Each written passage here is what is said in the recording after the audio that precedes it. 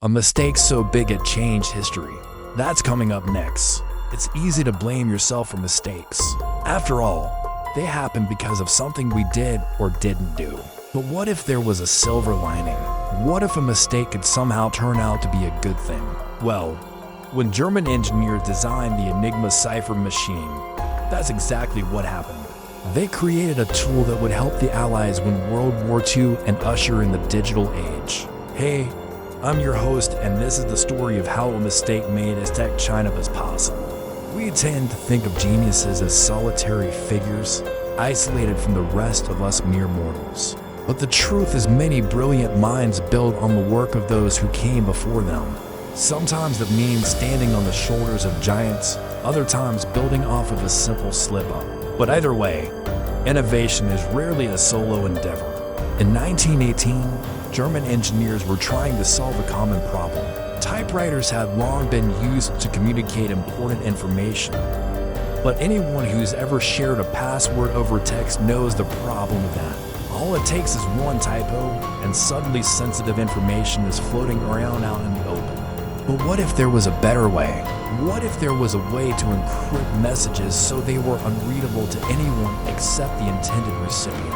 Enter the Enigma machine. Enigma wasn't just any encryption device.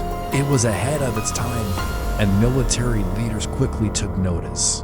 By the time the Second World War rolled around, Enigma machines were being used by military forces across Europe. In fact, the Germans were using a version called Enigma 2. The machines were housed in specially constructed huts, far away from prying eyes and ears. Each one was accompanied by a manual that included 3 plugboard settings. Plugboard settings. These settings were used to change the layout of the keyboard, making it harder for anyone intercepting messages to decipher them. The German military changed the plugboard settings every day and transmitted the setting to their field operatives. So a spy who intercepted messages would have to decrypt them using the day's setting. And that was no easy feat. Enigma could generate billions of combinations.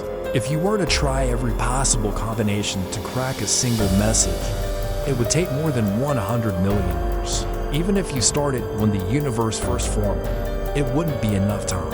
And that's just for one message. The Germans were sending hundreds of messages every day, each with a different combination and each encrypted with both the Enigma machine and the plugboard settings.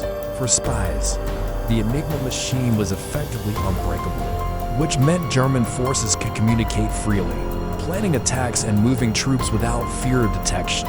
Or so they thought, because although the Enigma machine was incredibly complicated, it wasn't perfect. In fact, it had a flaw that would eventually lead to its downfall, a flaw that would also make the Aztec Chinampa possible. But before we get to that, let me introduce myself. I am number 23. I am number 23. No, not like James Bond. I'm actually a channel with a mission to uncover the fascinating stories of math and science. Stories that have impacted history and changed the world as we know it. Every week I bring you new videos diving into the incredible stories that deserve a second look and sometimes a second chance. You can see why I chose this episode's thumbnail. Can you imagine a world without computers or the internet? Without Turing? That might have been our reality. But back to the story. As the war raged on, the Allies desperately tried to break the Enigma code, and it seemed almost impossible. That is until they realized Enigma had a fatal flaw. It was the rotor.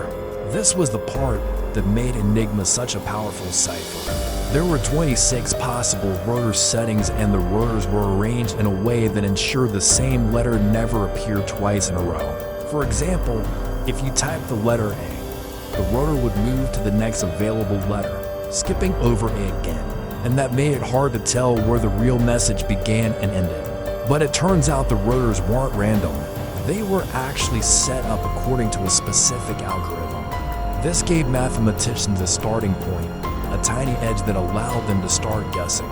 In the end, the Germans sent nearly 40 million messages during the war. But Enigma's complex algorithms were too much for even the greatest minds of the time. Until Alan Turing. Born in London in 1912, Turing showed an aptitude for mathematics from an early age. At Cambridge University, he worked on mathematical proofs and met fellow mathematician Max Newman.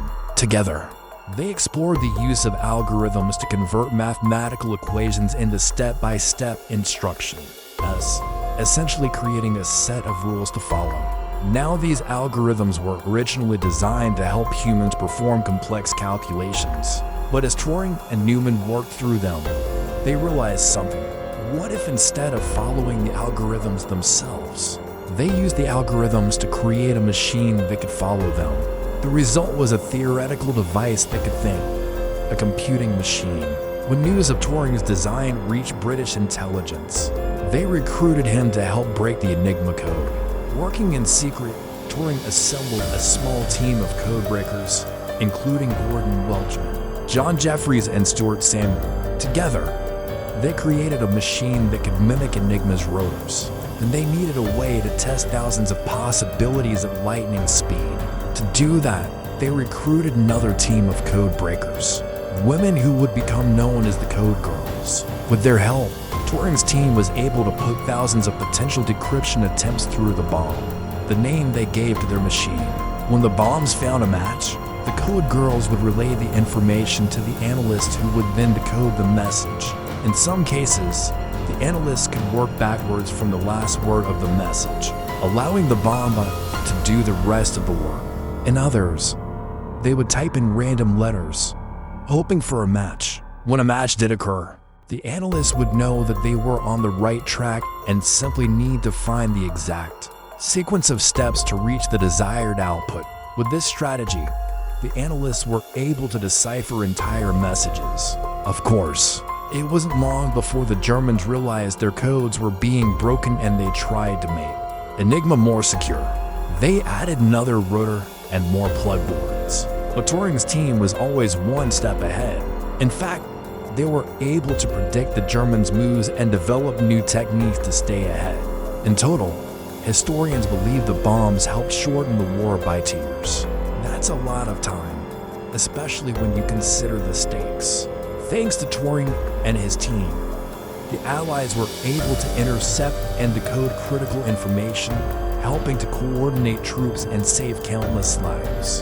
And the impact of their work didn't stop there.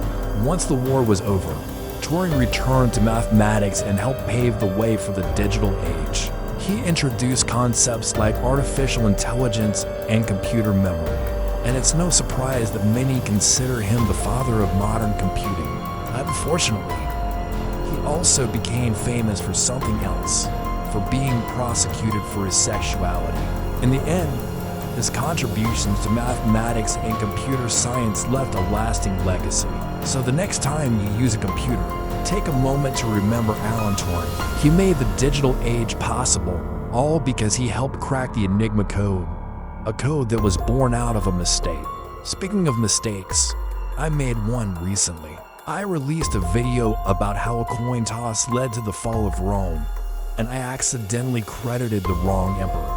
I thought it was Romulus Augustus, but it was actually Romulus Augustulus. It's easy to blame myself for mistakes, but the truth is, everyone makes them. Even history's biggest brains make mistakes. But sometimes, just like Alan Turing, we can turn those mistakes into opportunities to learn, innovate, and grow. If you're looking for a new way to learn more about history and science, then you'll love Brilliant. Brilliant is my favorite way to level up my math skills because it makes learning interactive and fun. Instead of lectures, Brilliant has thousands of lessons with fresh new ways to learn something new every day.